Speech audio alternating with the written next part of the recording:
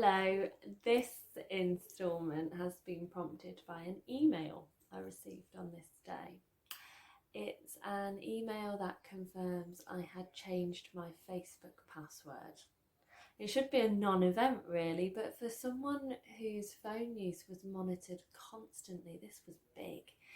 And it wasn't as obvious as you can't go on that phone. It was like subtle hints and implications that I liked the people in my phone more than him, or that anytime I picked it up to look at it I had something to hide, or I was bored of him and I should feel bad for leaving him out.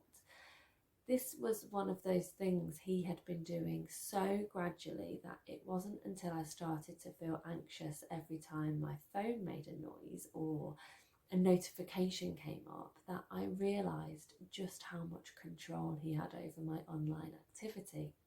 I had barely opened the Facebook app in the last 6 months with him. I needed Facebook for work, but it soon became an unsaid rule that I should only use it for that purpose. So changing my password that day was a moment worth noting. I was back online, and whilst I wasn't anywhere near confident enough to start posting on my profile or reconnecting with friends, I did explore Facebook for groups of women who might be able to help me to make sense of what on earth had happened in the past 3.5 years. I joined a Facebook group when I was pregnant with my first daughter. It was a group of women who were all due to have babies in the same month. I absolutely loved that group and I made such amazing friends. I even went on holiday to Ireland with one member and our two nearly 2-year-old daughters to visit another of the mums and her baby. We had made such close friends, and let me tell you, that was a flight I will never forget.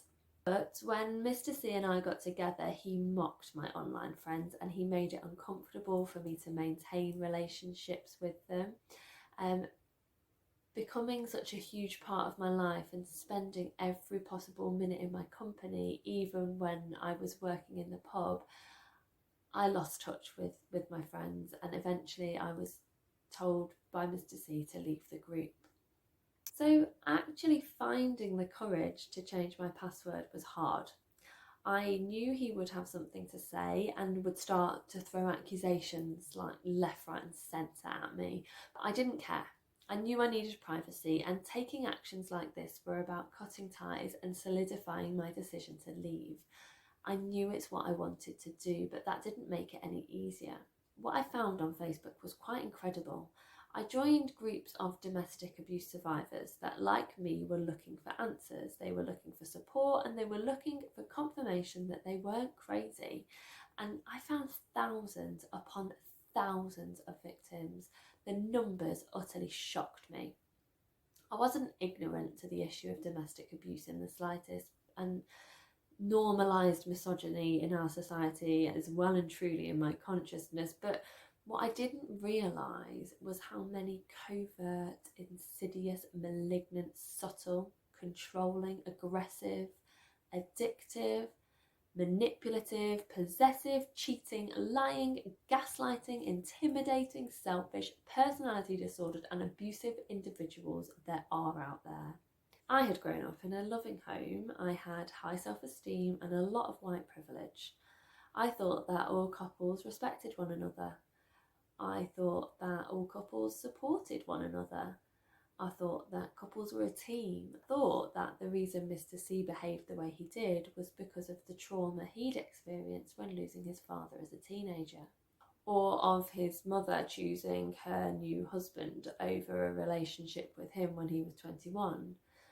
I thought that it was because his ex-girlfriend had cheated on him. I thought that it was an issue with his dopamine uptake that caused him to use cocaine and suffer restless leg syndrome.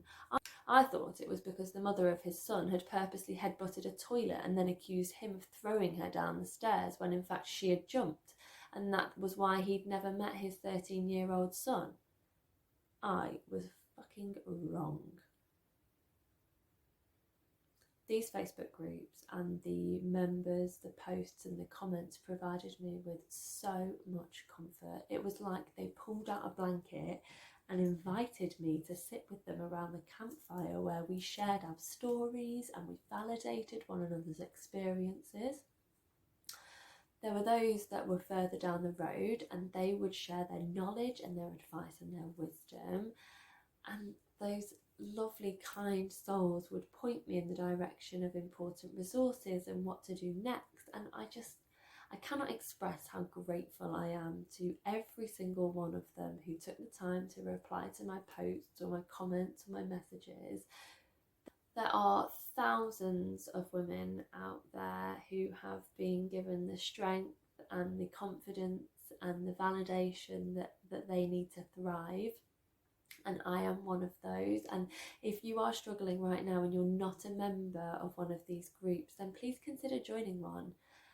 Of course, I would love for you to join my group, but it's important that you join a couple, really, because there are different sized groups.